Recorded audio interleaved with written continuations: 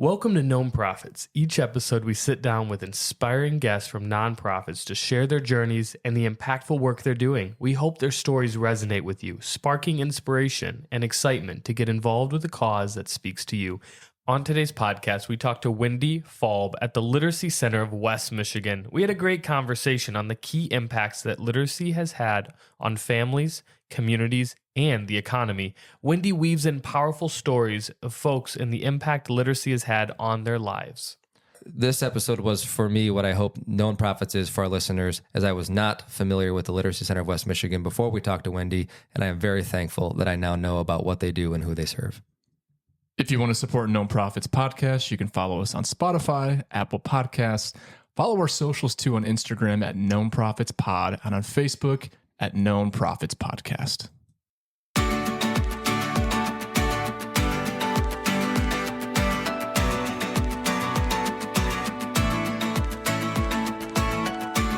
Hey everyone, how we doing today? Kyle Zukes, J.R. Roberts, and Drew Myers here again for another episode of Known Profits. Today, we're joined with a very special guest, Wendy Falb from the Literacy Center of West Michigan. Wendy, welcome. Before we get started, we always have a question of the day, and we are in the middle of the holiday season. So the question today is, of all of the actual holidays within the holiday season, from Thanksgiving to New Year's, which one of those holidays is your favorite? JR. Well, I'm probably supposed to say like Giving Tuesday or something. However, for me, really, the biggest thing is Thanksgiving. That's when the majority of my family does get together around the holidays is Thanksgiving time. So love a good meal, love playing soccer in the yard and watching football. The Lions, right, JR? Or you're a Bears fan? Is that what I heard? I'm a Lions fan, but I did grow up in Chicago, born in Michigan. But that a boy. Lions. Drew, I knew we added him on this podcast for a reason. Exactly. He's got a good loyalty, yeah. Kyle, what's yours? My favorite holiday, probably, I would say New Year's Eve. I'm going to go hot take here. Yeah, we would always get together with friends, especially like college, right after college. Good food. Pitbull was usually rocking his New Year's Eve party, so that was fun. Yeah, it was just a good time. A lot of games played on that night too. But yeah, I'll do the hot take of New Year's Eve. Mine is actually the time period between Christmas Eve and New Year's Day, especially when we get those days that fall on a Friday or the weekend, and you just have that week-long period. A lot of times you can take that whole week off and have some nice R&R. That's a holiday? I was going to ask the same thing. I don't think it's a holiday. Is it Black Friday? It's not Black Friday. Oh, It's just a Saturday. It's just that extended period of time between yeah, we Christmas got you, Drew. Eve We got and you. New Year's Day. But now I'm really genuinely curious. Do you go like Black Friday shopping? I do not go Black Friday shopping. Have you anymore. ever in your life? I worked at Best Buy for 2 Black Fridays, and Did you have a broken leg that? I do not go Black Friday shopping. At least not to the stores. Wendy. So it before a few years ago, it would have been Thanksgiving, hands down. I'm that person. I'm the youngest of 7 and would host everybody. We had a big Heritage Hill house, and I'd cook for days, and my boys loved to cook. They would help me. But we sold that house, and Thanksgiving went with it. So it's kind of a relief, honestly. I have fond memories, but was a lot of work. And so now we go up north for the New Year's, and it's kind of quiet, kind of contemplative. So I like that. What is up north for you? Leland. Oh my gosh. Next podcast recorded in Leland. One of my favorite places to be of all time. It's a beautiful place. Can we officially do that, or Let's do it. There's really sweet red wine. My favorite red wine is in Leland. For anyone listening outside of the state of Michigan, Leland is one of the reasons we all love this state. It is so beautiful everywhere up there, especially on Leelanau Peninsula. It is truly a gem. It really is. So beautiful. So Wendy, appreciate you being on the show. Tell us about yourself, your background, and how you ended up at the Literacy Center of West Michigan. Yeah, so I started out pursuing an academic degree, got my PhD in literature, literary theory, poetry. And while I was finishing my doctorate, I lost my mother, and I had a couple rounds of cancer, and it really sort of shifted my perspective on ambition and what I was going to do. And I stayed home with kids and took care of my elderly father. But I made the decision my husband and I made the decision to put our kids in Grand Rapids Public School. I think having a pretty serious diagnosis and losing somebody really close to me really grounded me in a great way. I was kind of like, oh, I'm going to die someday. So what do I really believe in? I think I let go of a lot of fears. And so I really wanted to be part of a system that served a minority community, a community that wasn't in power like my community was. And I wanted my kids to have a ethical imagination around different folks with different walks of life. So we made that decision, and it was a life changer for us. Grand Rapids Public Schools was so formational for both my kids, who are now adults, and myself. And I got very involved there and ended up running for the Board of Education. That was something else. I was on the Board of Ed for 10 years, and I learned so much, both about myself and about our community and the history of our community. And during that time, I was meeting with former Mayor George Hartwell once a month, and he told me about the Literacy Center. And I had not heard about the Literacy Center. I didn't know anything about it. And what he told me about was the family literacy program.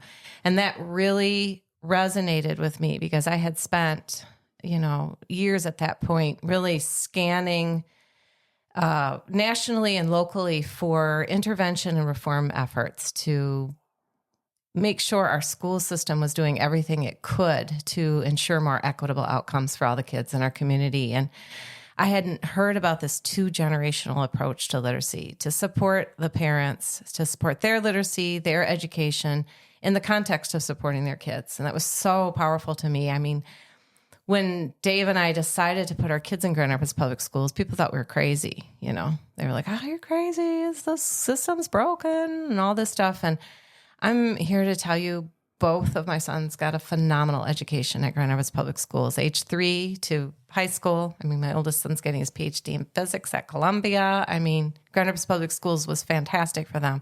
The big difference, of course, was my husband's education and our positionality within the system. We had an ability to advocate and navigate the system. So it was a long answer, but when I found out about an organization that approached adult literacy with a recognition of how that work would impact their entire family and their entire community, I was all in. So that's how I ended up at the Literacy Center, George Hartwell. Wow. And describe more what the Literacy Center does then. What's the mission, the purpose? Yeah, so the Literacy Center, it's actually the largest community-based organization that is focused on adult education and adult literacy in the state of Michigan. And it's actually one of the largest in the country. Typically, adult education kind of lives in the community schools, GED completion, that sort of thing. And in nonprofits are often very small, just a volunteer tutor organization. So the Literacy Center is quite unique in that we instructed over 1,300 people last year. And we do it in multiple iterations. And so that's what makes us quite special. We're contextualizing the work to adult lives. So if you think of you guys, I mean, what are your priorities? It's probably taking care of your kids and bringing in some money, right? That's what's really focusing you. So it's very difficult to take time out to pursue an education of any kind. Literacy and language acquisition is actually quite difficult cognitively. It takes a lot of bandwidth.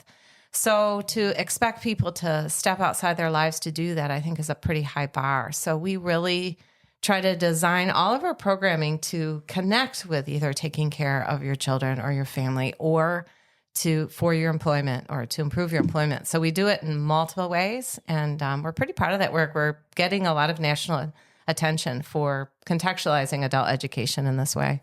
That's awesome. I think just this past weekend, my wife and I and our kids were having a birthday party with our neighbors. We do not share a language. The only shared is our children. And so my wife and I speak very little Spanish, and our neighbors speak very little English, and we have to kind of communicate through our children. And I think so often, one, how hard it is for my wife and I as we're trying to learn some Spanish, and how hard it is for our neighbors. And so how do people have the time to take out of their busy schedules and their work and their life to learn? How do we do that? How do we help? Well, first of all, I'm just, I hate the phrase, I'm humbled, but I really am humbled by our learners. I mean, the the sort of grit and resiliency that they have to take that work on is so amazing in the midst of their lives. I was meeting with a former learner that I worked with just today, and it's exhausting to communicate when we don't know well. I mean, it just takes a lot of bandwidth, and I think about everything they're navigating. But so like the family literacy program that I was telling you about, it's at a parent's school. We offer it either during the day or at night, depending on the parent's schedule. And then we also provide childcare. So we're trying to remove barriers for all the moms, like the drop off. And then the context of the class is about help supporting their child. So this is something they're, highly motivated for and frustrated by the communication challenges they may have or the understanding they may have about the school and, how to advocate for their child, how to support their child. So the learning, we always say people vote with their feet. All our programming is free, but if people don't show up, we're probably not bringing a value add to them in an immediate context. So we're always trying to think, how is this going to be a value add, not just for long term, not just for someday when you're super fluent in English or can read and write at a college level, but how is this going to benefit our learners in the short term as well? That's great. Thanks, Wendy. With that too, what are those classes? Are those classes over several weeks? Can people come? Is there a commitment for them to come for that whole program? Can you talk a little bit more about like what those classes specifically look like? Yeah, it's a great question. So we have a lot of different iterations. The family literacy program follows the school year and kind of restarts in January. Our workplace classes are usually about 60 hours and they happen at an employer's. And then we have some pre-employment classes that are based on how long it takes to get through the content for the certification. So we'll do CNA and farm tech, machine CNC, that kind of thing. So it's determined by that. We have a citizenship program that is kind of dictated by the federal grant that we get. And it all depends. We have a health literacy program that we do in partnership with health clinics. And that is shorter in duration to sort of bring people in and not have such a huge commitment. So it varies. Is the English language the native language for most of the people you are serving, or is it often a second or third language they are learning?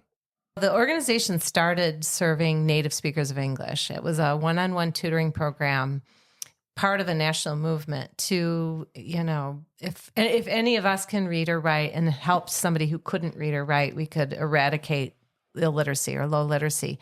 But the organization evolved over time to serve primarily non-native speakers. So most of the learners we work with are learning English they're on their English journey. They may speak 3 other languages, but they aren't proficient in English. And in those English language learners, there's a huge range. So we've had folks who were Congress people. We had a Congresswoman in Honduras and spoke a couple other languages, but was shelving at Walmart when we met her. And so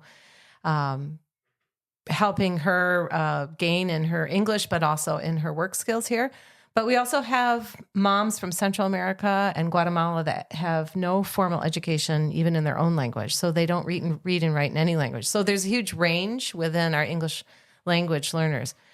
Now, we do serve native speakers. There's a huge need to support adults who need to improve their reading and writing skills to better support their families on so many levels. And so we're eager to expand that work. The need is very high in our community and a lot of communities. So I imagine it must be very impactful for a parent whose native language is not English to be able to learn English to better support their child as they become more ingrained in our community and our culture. Absolutely. And again, in the context of an adult life, it's so powerful. So they're also learning how to call in sick for their child or talk to their teacher at parent-teacher conferences, or what they're going to see at the parent-teacher conferences. And like what we're doing in the health clinics is like what happens in a well-child checkup and what questions you might ask your doctor. So it positions that parent to be a strong advocate like all parents want to be for their children. But if you don't know the culture and you don't know the language, it puts you on your back foot. And the spaces are very intimidating. We also try to cite the programming in the spaces so it feels like a place of belonging. We, have a lot of community in our classes, and you go somewhere repeatedly, it feels like somewhere you belong. So it's so much more than just the reading and writing or the speaking. It's just, it's contextualizing it to the culture and your position within that culture. Something I think, too, kind of going off this conversation, the idea of community, right? When it comes to knowing the same. JR, you mentioned this earlier in your example, right? Like having a shared language, having the sense of community, especially for those that, come here, this isn't their original home, right? And so, Wendy, I'm just curious, you kind of mentioned this too. Is there a story about like just a beautiful community that has kind of stemmed from individuals, families, adults that have learned English, that have made them feel like, okay, like this West Michigan, this country is now becoming my home because of the language I now know? Yeah, there's so many stories. Oh my gosh, the stories are amazing. Well,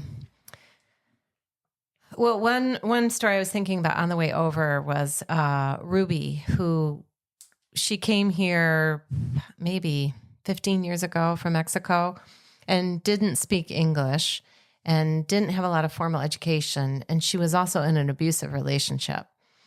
So you have to imagine the isolation somebody would feel in that context and how challenging it would be to envisioning how she might change that context.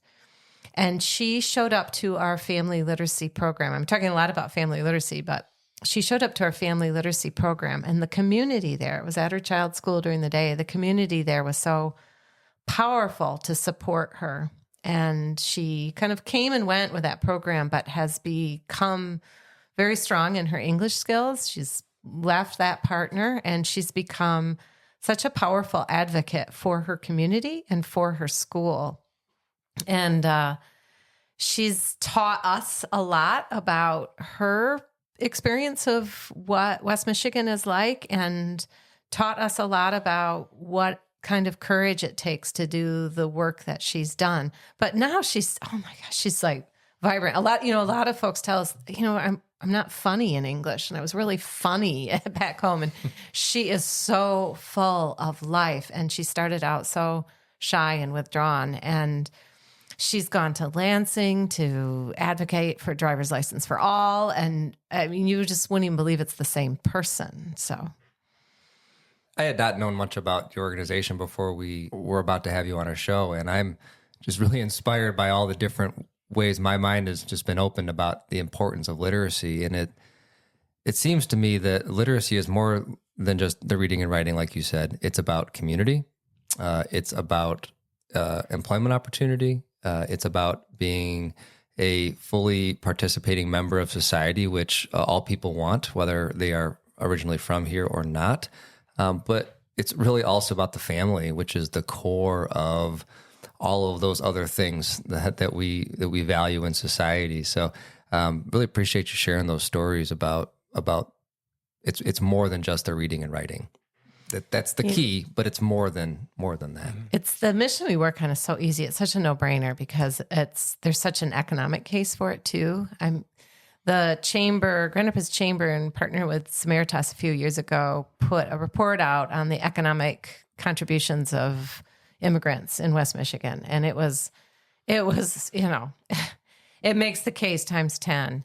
And then we work with people who have advanced degrees. They may be, like, we worked with a gentleman who was on the foundry at Roman Manufacturing, and he had like a, chemical engineering degree back home. And now he's got his English up and he's in leadership at Roman. And right now there's a gentleman who is a doctor in Cuba, and we're working with him at Corewell Health for an upskilling program that we're doing, contextualizing ESL to upskilling within the hospital. And they wouldn't have hired him because his English isn't as strong. And he's just trying to get training to be a CNA, to be a certified nurse assistant. And he's got all this medical background. So we love what we do because we engage with all the assets of these folks in our community and help kind of bring them to the fore to be part of our community and contribute more, fully. Especially when they bring that level of skill and expertise to our community. Wendy, in the important discussion about immigration, how does the Literacy Center make your case for what you do?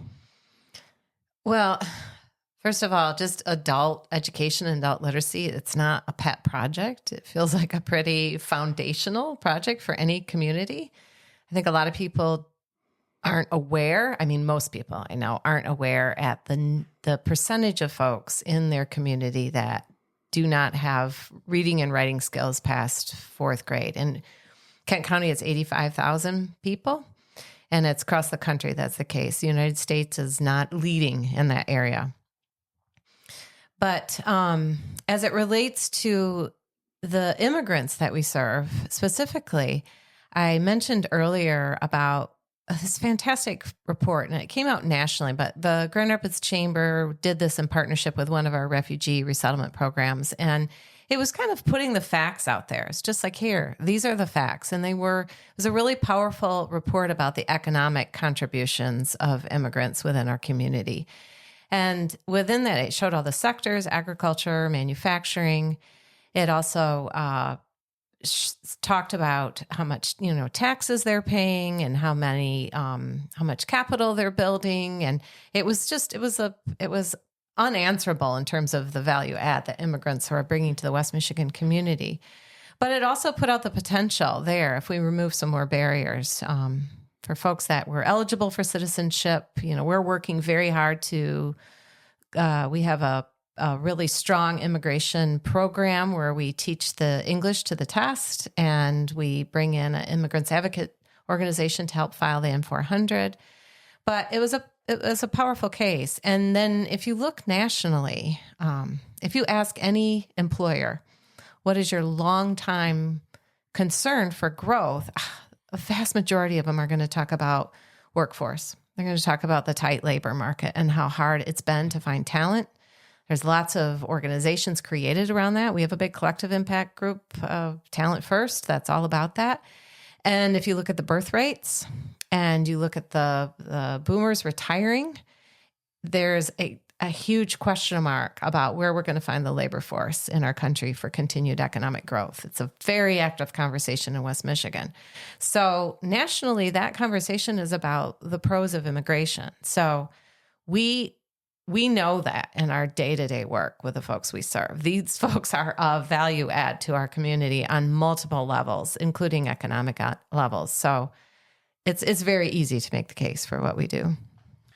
I loved just a few moments ago, you shared about an individual who came here and talk about value add to a company being underutilized based on literacy because his primary language wasn't English initially. And this individual at Roman that you shared, he had massive skills, certificates, and is used in a very minor manner. But as he picked up English and learned, and the company wrapped around and understood his gifts and his talents and his certificates, here he is now in a leadership role. I imagine there's more stories like that, and just really excited to hear a little bit about that. Yeah.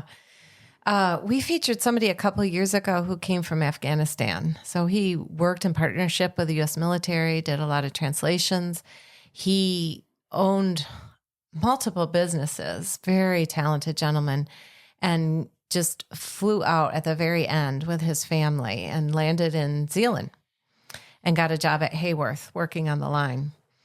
And Hayworth is a great employer partner of ours. And so we were providing the English classes, and they approached Raza and they said, would you like to work on improving your English? She said, sure. How much does it cost? And they said, it's free. And they were like, he's like, where is it? And he's like, we're like, it's right here at Hayworth. And he's like, well, is it after work? Because my, wife and my transportation. And they're like, nope, it's during your shift. And he's like, well, yeah. And he, then Hayworth gets to know him better and finds out that he had owned all these businesses and all these other skills. And he got a promotion through it. And not only that, he was going to look elsewhere. And now he feels tremendous loyalty to Hayworth. And his brother and other folks have come to Hayworth to work. So we've got some great employer partners that understand that attraction and retention is really key. And they understand that there's tremendous assets of the folks that are in their organization. So they're going to remove the barriers to upskill them like they might any employee that's valuable.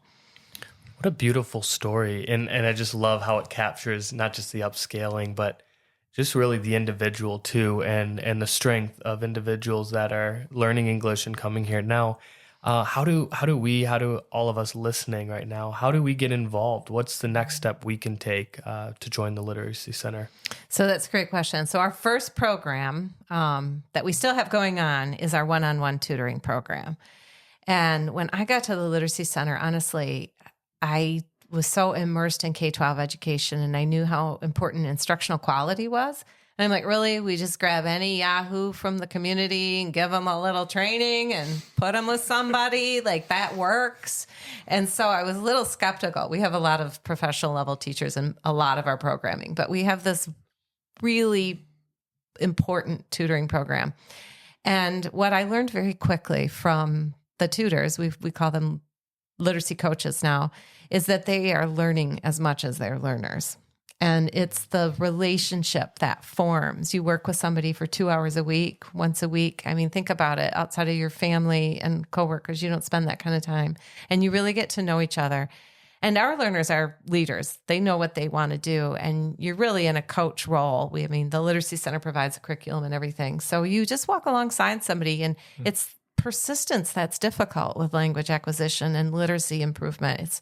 It's the persistence that's very challenging, especially when you failed at it in the past. And so to have that coach, that person that's holding you accountable and cheerleading you, is a really powerful role. Now, the other thing that happens, you had asked a question earlier about community. So you end up meeting their family, their friends, learning a lot about their community. I tutored a gentleman his wife was from Oaxaca, and I learned all about the Oaxacan community in Grand Rapids, which I didn't know that much about, even though I'd been very involved in Latino communities in Grand Rapids. And he gets to know my network. And so I really believe that this program is also strengthening the social fabric in our community, because you have two people from very different walks of life that get to know each other and share their lives. So first thing, become a volunteer tutor. And we literally have a serious waiting list. We have learners waiting for a volunteer literacy coach. We have about 120 active coach pairs, got a great team that will train you, set you up with a curriculum. And we'd also absolutely love your donations. That's for sure. Yeah. Man, Wendy, that's really good. Drew and I actually, we talked about this a little off the mic, but like just the idea of proximity too, right? When you're going back to community, going back to volunteering, right? And how important that is for all of us, right? Volunteers, just individuals in general, right? We can have such an assumption of our neighbors, right? Especially maybe if they're from a different country, a different place in the US, whatever it might be. But it's until we really get to sit down with them and hear their stories and learn about them and speak in that same language, right? Where we really get to know them. And so I just love that you guys are doing that with the programming that you have, and it just naturally happening, right? When it comes to volunteers, individuals who are just getting to know each other more, right? And that proximity breaks down stereotypes, it breaks down assumptions, and it breaks down all of it. And so that's really, really cool. Yeah, it's huge. I mean, when I started tutoring, I'd been very involved in different communities, but it's a lot different when you really live through somebody's perspective of what is your home. It broadened my perspective tremendously. When you think about your time at Literacy Center of West Michigan, there are obviously many moments of inspiration, but what's one that you'd like to leave our listeners with as we go forward? So there was a woman coming to one of our family literacy classes, and we have a sign-in, and we do an assessment to find out where people are at.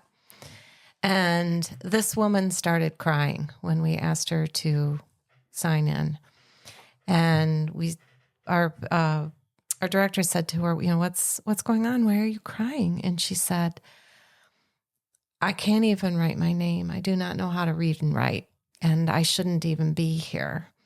And she said, no, absolutely. This is your time. You are here right now. You are meant to be here. And in the class, she learned, by the end of the class, she was texting her kids. And we presented a certificate after 40 hours of instruction, and she received that. She had never gone to school in her home country, no formal education. And she got that certificate, and she was so proud of getting that in front of her husband and children. And her children were so excited for her. it's so far upstream when you're helping someone to learn to read and write for the first time. But the impact is so huge. It's so seismic, not just in that woman's life, but in her entire family's life. So that stays with me. Those tears, that fear, that sense of not belonging. And our team member that said to her, no, this is your time. You are in the right place. That stays with me a lot. It's a wonderful reminder to not take that for granted. Absolutely. Wendy, any other thoughts you'd like to share with our listeners before we wrap up? You know, one thing, when I got involved in Grand Rapids Public Schools, and since then, I think it's so easy to get overwhelmed with the heavy issues that are out in our world today and in our communities. I just don't want any of us to forget how much difference we make when we show up and try to be a healing presence with what's going on around you. The impact is bigger than you may imagine. Wendy, thanks for being here. Thanks so much, Wendy. Great. If you want to check out Literacy Center of West Michigan, you can follow them. Check out the link on our website and for the podcast. We'd love to get you guys involved. So, Wendy, before we go, is it cliche to ask a PhD in literature what their favorite book is or who their favorite author is? No, I wish people asked me more often, honestly. Oh. Yeah. That's a tough question. It's like picking between your children. Yeah. Well, if you had a favorite child and your favorite child was a book. You know, this sounds very cliche, but I've been revisiting Shakespeare. This isn't just some snooty, snobby thing. Like, I saw a Gen Z framing of Romeo and Juliet on Broadway this fall, and I was in the Stratford Festival earlier, and just some really badass Shakespeare happening right now. Very culturally relevant stuff. So